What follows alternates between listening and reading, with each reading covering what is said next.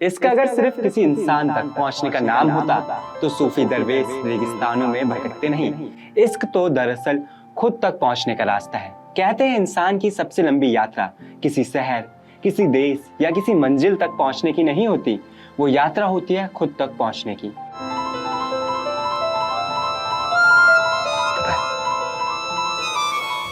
कभी किसी अधूरे इश्क के रास्ते, कभी किसी दर्द के सहारे, तो कभी किसी ऐसे सफर में जिसका मकसद हमें खुद भी नहीं पता होता।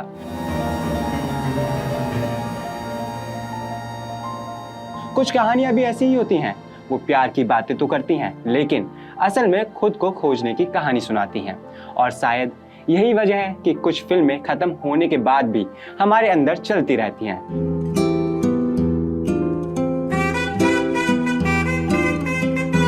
क्योंकि वो किसी ना किसी तरीके से हमसे जुड़ी होती हैं। डायरेक्टली इनडायरेक्टली हमारी कहानी होती है। आज हम बात करेंगे ऐसे ही एक फिल्म मेकर की, जो सिर्फ फिल्में नहीं बनाता बल्कि उसके जरिए आपकी और हमारी कहानी सुनाता है। मैं कहानी सुनाऊं? हाँ?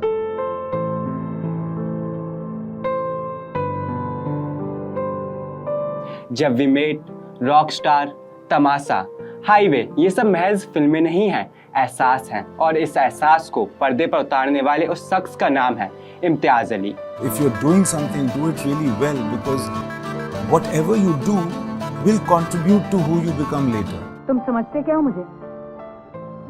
अरे यार, मेरा बिल्कुल भी कोई गलत मतलब नहीं था। तो क्या मतलब था? मतलब कि तू बिल्कुल क्या? अगर आपने कभी इम्तियाज अली की फिल्में देखी हैं तो आपने महसूस किया होगा कि उनकी फिल्मों में एक अलग जादू होता है।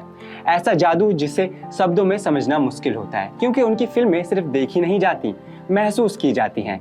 यही कारण है कि जो एक बार इम्तियाज अली को समझ लेता है वो उनका हमेशा के लिए फैन बन जाता है। सब चले गए, ये हमारी दुनिया है, सिर्फ हमारी। लेकिन सवाल यह है, आखिर ऐसा क्या है उनकी फिल्मों में? क्यों जब वी मेट की गीत आज भी लाखों लोगों को अपनी सी लगती है? अंदर आ गई हूँ मैं, अब तो मेरा हाथ छोड़ दो, इतनी भी सुंदर नहीं हूँ मैं। क्यों रॉकस्टार का जॉर्डन सुपरस्टार बनने के बाद भी अंदर से टूटा हुआ इंसान लगता है? क्या हो गया है तुझे जे? हाँ? क्या बनता जा रहा है तू? और किसी ने खिंचानी है फोटो? तेरी प्रॉब्लम क्या है? मुझे ये सब कुछ नहीं चाहिए, मुझे नहीं बनना पड़ा। मेरा दिल नहीं टूटना चाहिए खड़ा भाई, मेरा दिल नहीं टूटना चाहिए।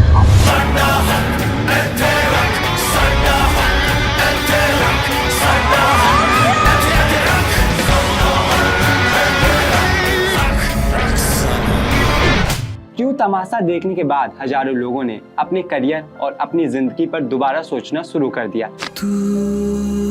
इसने भी मैनेजमेंट, लगन, इंजीनियरिंग, ऑफिस, सिस्टम, हाँ बोलो, नीचे देखो, खुश हो जाओ, रोने लगो। और दूसरी तरफ क्यों कुछ लोग उनकी फिल्मों को मास्टरपीस कहते हैं, जबकि कुछ लोग उन्हें कंफ्यूजिंग और स्लो मानते हैं? I am here because I love doing this.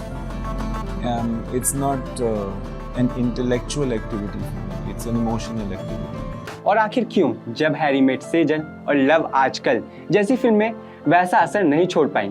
आज हम सिर्फ इम्तियाज अली की फिल्मों के बारे में बात नहीं करेंगे। आज हम उस जादू को समझने की कोशिश करेंगे जो उनकी फिल्मों को बाकी बॉलीवुड से अलग बनाती हैं। नमस्कार, मेरा नाम अंकित गौतम है। आपका स्वागत है विट्टी चोखा पर। सबसे पहले समझते हैं आखिर इम्तियाज अली की फिल्मों में क्या खास है। देखिए, इम्तियाज की फिल्में आपको जवाब नहीं देती, वो आपके अंदर सवाल छोड़ जाती हैं। यही वजह है कि उनकी फिल्में रिलीज के समय हमेशा बड़ी हिट नहीं होती, लेकिन सालों बाद वही फिल्में लोगों की जिंदगी का हिस्सा बन जाती हैं। इसका सबसे बड़ा एग्जाम्पल तमाशा है। रिलीज के वक्त ये फिल्म बॉक्स ऑफिस पर बुरी तरह फ्लॉप रही थी, लेकिन आज ये फिल्म बॉलीवुड पॉप कल्चर से लेकर लोगों की जिंदगी की कहानी बन गई है। लाखों लोगों के लिए तमाशा सिर्फ फिल्म नहीं है, बल्कि एक एहसास है। डरता है?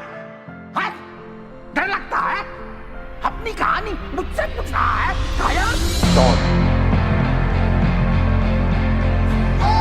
ये फिल्म एक ऐसा आईना है जिसमें लोग खुद को देखते हैं, वेद लोगों के लिए कोई फिल्मी किरदार नहीं है, वेद की कहानी बहुत से लोगों की अपनी कहानी है।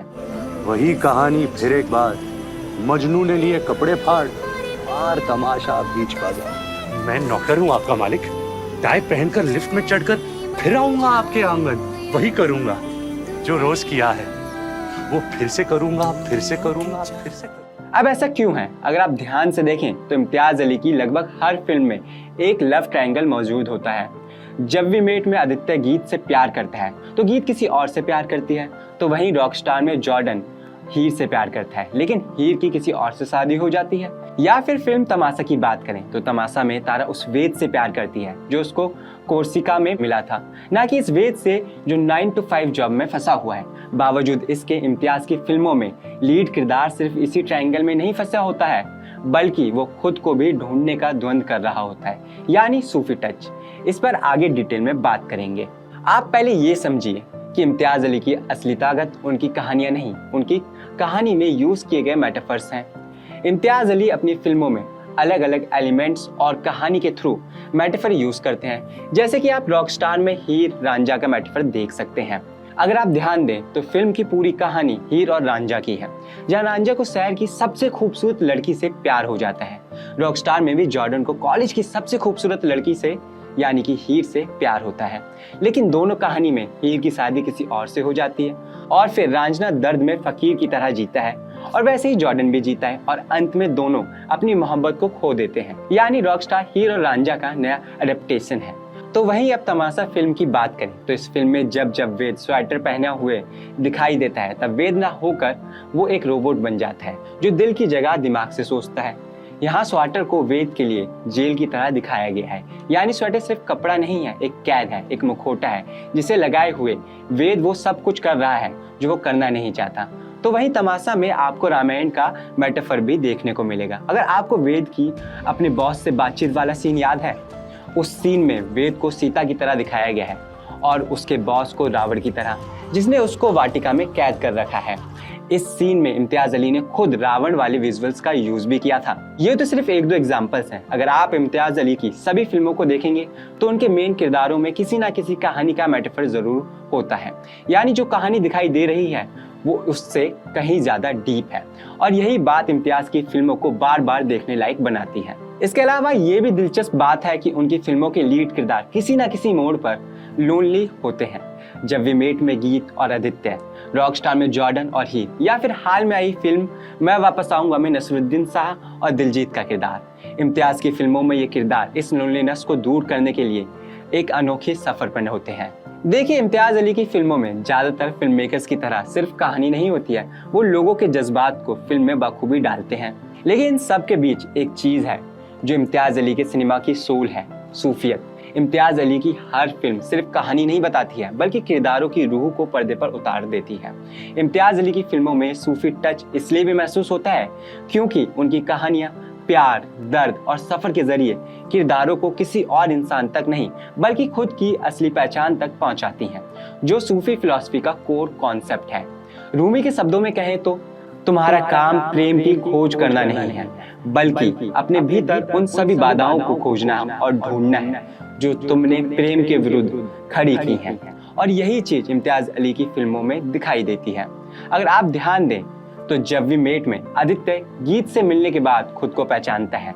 गीत से मिलने से पहले वो एक कंफ्यूज्ड और दुनिया से परेशान इंसान होता है। या फिर रॉकस्टार में जॉर्डन की बात करें तो जॉर्डन सिंगिंग के जरिए खुद को पाने के सफर पर निकलता है। यानी इम्तियाज के किरदार सफर, प्यार और दर्द के जरिए खुद को पहचानते हैं, जैसे कि सूफियत कहता है। इस फीलिंग को इम्तियाज अली बखूबी से गानों के जरिए ऑडियंस तक पहुंचा भी देते हैं।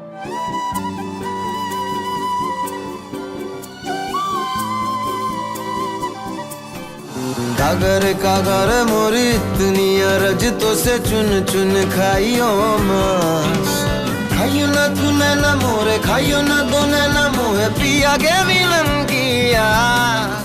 अब गानों की बात हुई है तो ये भी बता देते हैं कि इम्तियाज अली की फिल्मों में म्यूजिक का भी अपना अलग मैजिक होता है। इम्तियाज अली की फिल्मों के गानों को अगर आप ध्यान से सुनेंगे या डिकोड करेंगे तो उन गानों में फिल्म के किरदार की अलग कहानी होती है।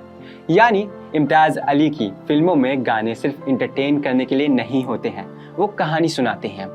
आओगे जब तुम गाने में गीत सिर्फ अपने प्रेमी का इंतजार नहीं कर रही है, उसमें एक रूहानी तड़प भी छिपी हुई है।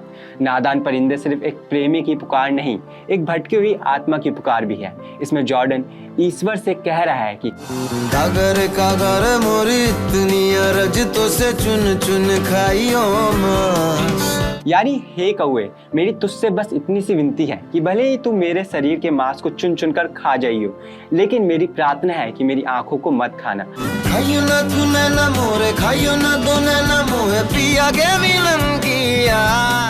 क्योंकि इन आंखों में अभी भी प्रेमी को देखने की उम्मीद बाकी है। या फिर तमाशा का ये गाना, अगर तुम साथ हो। इस गाने में शुरुआत फीमेल वोकल से होती है जो फीमेल कैरेक्टर की सिचुएशन बताती है।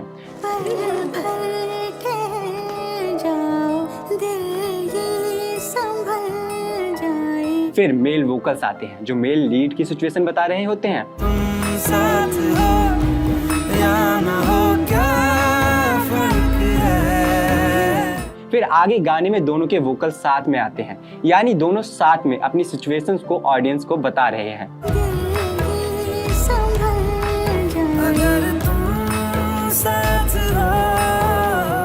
साथ ही अगर आप गाने में वेद और तारा के कपड़ों को ध्यान से देखेंगे तो तारा लाल कपड़े पहने होती हैं जो हार्ट है, क्योंकि तारा का किरदार दिल से सोचता है।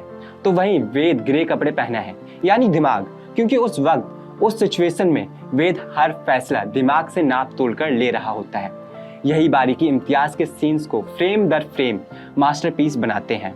इम्तियाज अली की फिल्मों के अधिकतर गानों में कुछ ऐसा ही जादू दिखाई देता है। वैसे अगर आप ये सोचते हैं कि इम्तियाज अली की फिल्में मेल सेंट्रिक होती हैं तो ये आपकी सबसे बड़ी गलतफहमी है, क्योंकि इम्तियाज अली की फिल्मों की सबसे मजबूत आवाज अक्सर महिला किरदारों की ही होती है। जब वी मेट की गीत, रॉक स्टार की हीर, हाईवे में आलिया या इम्तियाज की लिखी फिल्म कॉकटेल में वेरोनिका का किरदार, हर किरदार मेल किरदारों से स्ट्रांग है। जब वी मेट में गीत आदित्य को सिर्फ मरने से नहीं बचाती, बल्कि उसकी जिंदगी की हर परेशानी दूर करती है और उसको खुद से मिलाती है। रॉकस्टार में हीर एक मस्त मौला और दिल फेक लड़की तो है, लेकिन वो जॉर्डन को एक दिशा देती है। तो वहीं तमाशा में तारा का किरदार इतना स्ट्रांग होता है कि वो वेद को असली वेद से मिलाने में मदद करती है। इम्तियाज के यही किरदार सिर्फ फिल्मों में ही नहीं, बल्कि आपको अपने आसपास भी मिल जाएंगे। शायद इसलिए इम्तियाज अली के किरदार इतने रिलेटेबल लगते हैं, क्योंकि वो सुपर हीरो नहीं होते, वो हम जैसे आम होते हैं। उनके ज़्यादातर कैरेक्टर्स ऐसे होते हैं जो हर दूसरे इंसान की तरह हैं, जो उम्र में बड़ा तो हो गया है लेकिन अंदर से अभी भी कंफ्यूज्ड टीन एजर है, जो अपनी पहचान तलाश रहा है। उन्हें नहीं पता कि जिंदगी से क्या चाहिए, उन्हें सिर्फ इतना पता होता है कि जो मिल गया है वो काफ़ी नहीं है। और शायद यही बेचैनी इम्तियाज अली के सिनेमा का सबसे खूबसूरत हिस्सा है। हम में से हर एक ज़्यादातर समय अपने होने के वजूद को लेकर सोचता रहता है। हम अक्सर खुद से ये पूछते हैं कि हमारी मंजिल क्या है। हमारी ये कन्फ्यूज़न इम्तियाज के किरदारों के कन्फ्यूज़न से मेल खाती है और हम बरबस ही उसमें अपनी कहानी ढूंढ लेते हैं। आप खुद ही देखिए, सोचा ना था का वीर एक क्लूलेस लड़का है जिसे खुद नहीं पता कि उसे जिंदगी से क्या चाहिए। रॉकस्टार का जॉर्डन अपने पैशन को हर चीज से ऊपर रखता है। वही तमाशा का वेद शायद इम्तियाज का सबसे ज्यादा रिलेटेबल किरदार है। उसकी जिंदगी का लगभग हर सीन किसी ना किसी व्यक्ति की असली जिंदगी से जुड़ जाता है और यही इम्तियाज अली की फिल्मों की सबसे बड़ी ताकत है। और शायद यही सब चीजें इम्तियाज अली और उनकी फिल्मों को सबसे अनोखा बनाती हैं। और रही बात जब हैरी मेट सेजल और लव आजकल की, तो आप देखिएगा तो पता चलेगा कि ये दोनों फिल्में तमाशा के फ्लॉप होने के जस्ट बाद आई थी। तमाशा के फ्लॉप होने के बाद इम्तियाज अली ने सोचा कि उनको फिर से अपने हिट फिल्मों जैसे कि जब वी मेट और पुरानी वाली लव आजकल का रीमेक करना चाहिए, इसलिए ही ये फिल्में बनी थी, इसलिए फ्लॉप हो गई। वैसे भी इम्तियाज अली ने रीमेक बनाने में नहीं बल्कि ओरिजिनल कहानी बनाने में मास्टरी की है और इसी मास्टर के हम लोग या आप सब भी फैन हैं। फिलहाल के लिए इस वीडियो में इतना ही। अगर आप इम्तियाज अली के फैन हैं तो हमें कमेंट में ये ज़रूर बताइएगा कि आपको उनकी कौन सी फिल्म या कौन सा किरदार सबसे ज़्यादा पसंद है। और डोंट फॉरगेट टू फॉलो विट्टी छुका। Like, people that watch my films will be influenced by the stories that are in them, and the chain goes on, and it, I feel, makes the world more interesting. मैनू विदा करो जी, अब विदा करो मेरे